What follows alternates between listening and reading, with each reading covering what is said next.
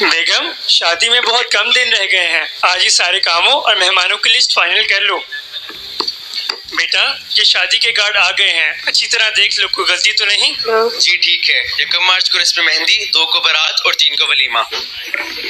मुझे भी कार्ड दिखाएं। ये साइड पर इतने ज्यादा नाम क्यों लिखे हैं?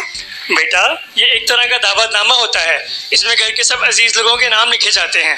इसमें तो तुम्हारे बहन के मियाँ का नाम ही नहीं है। मुझे भी दिखाओ।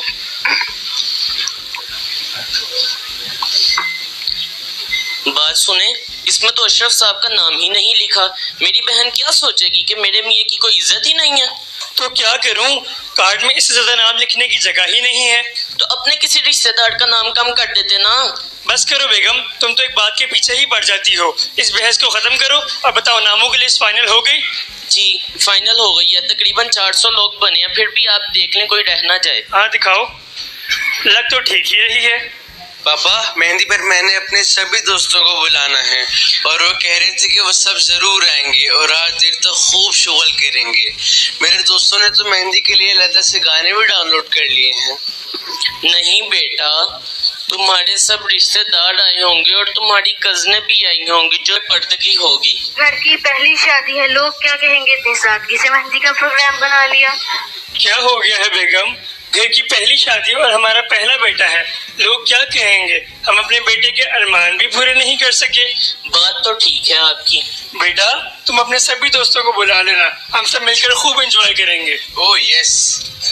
ये तो हो गई मेहंदी की बात। बारात भी बड़े धूमधाम से जानी चाहिए, लड़की वालों को पता लगे दूल्हे में आए हैं। तुमने ठीक से ढोल बाजे वालों को टाइम बता दिया था? जी मैंने ठीक से बता दिया था और लोकेशन भी व्हाट्सएप कर दी थी। गुड। मुकलावा क्यों भूल रही हो? बात सुने, लड़की वालों से कह दूं कि 3 को वलीमा है तो 5 को हम मुकलावा लेने आएंगे। ये मुँह काला क्या होता है? मुंह काला नहीं बेटा, मुकलावा होता है। तुम तो छोड़ो, ये बड़ों की बातें हैं, तुम इन्हें नहीं जानते। नहीं बेगम, बच्चों को पता होना चाहिए, आखिर कल को इसकी भी शादी होनी है। जब वलीमे के बाद दूल्हा लड़की वालों के घर जाता है तो दूल्हा दुल्हन को लेने लड़के वाले जाते हैं और तमाम मेहमानों को लड़की वाले जोड़े भी लगाते हैं। क्यों? दूल्हे को रास्ता नहीं आता जो सब घर वाले उन्हें लेने जाते हैं? नहीं बेटा, ऐसी बात नहीं है, ये माशरे की एक छोटी सी रस्म है। सर दर्द हो रहा है बेगम, एक कप चाय ला दो। अभी लाती हूँ। जाओ बेटा, बाहर देखो कौन आया है। अस्सलाम वालेकुम। आइए आइए आगा जान, बैठिए, बहुत खुशी हुई आप तशरीफ लाए। वालेकुम अस्सलाम, क्या हाल चाल है? ठीक है आप? तबीयत ठीक है? बस पास से गुजर रहा था, सोचा कि बच्चों से मिलता जाऊं। ये तो आपने बहुत ही अच्छा किया, वैसे भी मैंने शादी का कार्ड देने आपकी खिदमत में हाजिर होना ही था। माशाल्लाह, बहुत मुबारक हो, कार्ड तो बहुत ही खूबसूरत है। अस्तगफिरुल्लाह। क्या हुआ आगा जान, कोई गलती हो गई? कार्ड तो बहुत ही खूबसूरत बना है और कार्ड की इब्तिदा में आपने लिखा है ज़ेरे सरपरस्ती कायम आले मोहम्मद, लेकिन अफसोस नीचे गैर शरई रस्म मेहंदी। क्या इमाम ज़माना हमारी ऐसी महफिलों की सरपरस्ती करेंगे जो गैर शरई हो? क्या वो पाक हस्तियां ऐसी महफिलों में तशरीफ ला सकती हैं जिनमें गाने, डांस और वे पर्दगी आम हो? क्या शादी जैसे मुकद्दस रिश्ते की इब्तिदा अल्लाह के पाक कलाम की बजाय मौसीकी जैसे हराम काम से की जाएगी? जरा सोचिए, हमारा माशरा किस तरफ जा रहा है? क्यों माशरा तंजिली का शिकार हो रहा है? क्यों आजकल तलाकों के केसेस बढ़ रहे हैं? खुदारा सोचिए। आप घबराए नहीं आगा जान, हम आपको बारात और वलीमे की ही दावत देंगे। क्या हम आगा जान को मुँह काले पे नहीं बुलाएंगे? तुम चुप करो, तुम्हें कहा था ना मुंह काला नहीं मुकलावा होता है। वैसे भी बड़ों की बातों में बच्चे नहीं बोलते। बच्चे को क्यों डांट रहे हैं? ये देखें कि हमारा माशरा किस तरफ जा रहा है। ये गैर शरई रसूमात, रस्म मेहंदी, मुकलावे की रस्म और मुंह से कहकर जहेज मांगना, ये सब गैर शरई रसूमात हैं, इनका इस्लाम से कोई ताल्लुक नहीं। लेकिन आगा जान, हमने इसी मुआशरे में रहना है, अगर ये सब रसूमात अदा नहीं करेंगे तो मुआशरा क्या कहेगा, सब रिश्तेदार क्या कहेंगे?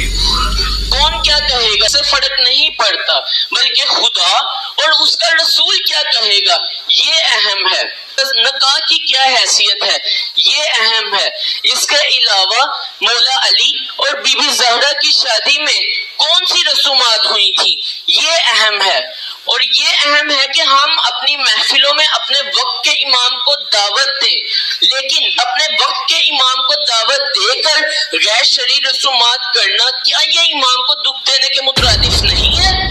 ہم سب نے مل کر ہی اس معاشرے کو درست کرنا ہے اور ایک اسلامی معاشرے کو قائم کرنا ہے تاکہ ہم اپنے وقت کے امام کو راضی کر سکیں۔ ٹھیک ہے آغا جان، آپ جیسا کہہ رہے ہیں ہم ویسا ہی کریں گے۔ آغا جان میں آپ سے وعدہ کرتا ہوں یہ غیر شرعی رسومات ختم کر دوں گا اور کوئی بھی ایسی رسم ادا نہیں کروں گا جس سے اپنے وقت کی امام کی نظروں میں شرمندہ ہوں۔ جیتے رہو بیٹا، اللہ تمہاری مدد کرے اور ایمان تم سے راضی ہوں۔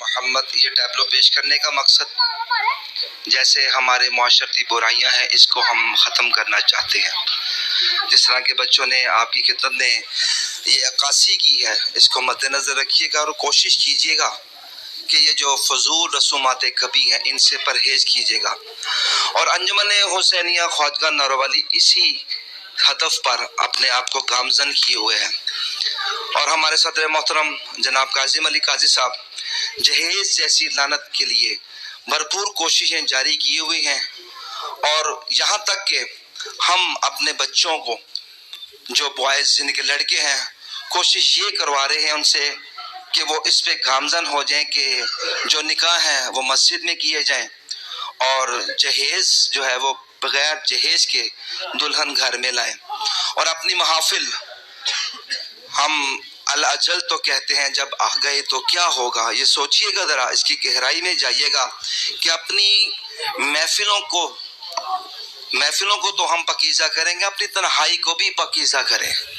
سب سے زیادہ قیمتی بات یہ ہے کہ ہم اپنی تنہائی کو پاکیزہ کریں۔ ایسی لہو و لعب کی جو لعنتیں ہیں ان سے ہم اپنے آپ کو محفوظ رکھیں، اور اپنی محفلوں میں جہاں پر ہم یہاں پر کوشش کرتے ہیں نا کہ امام یقیناً تشریف لائے ہیں، لیکن جب کوئی شادی کی تقریب کو منگنی کی تقریب ہوتی ہے تو کوشش کیجیے گا کہ وہاں پر بھی یہ مائنڈ میں رکھیں کہ یہاں پر بھی ہم امام کو دعوت دیں گے، اپنی محفلوں کو پاکیزہ کی۔ پر محمد وعلی محمد صلوات۔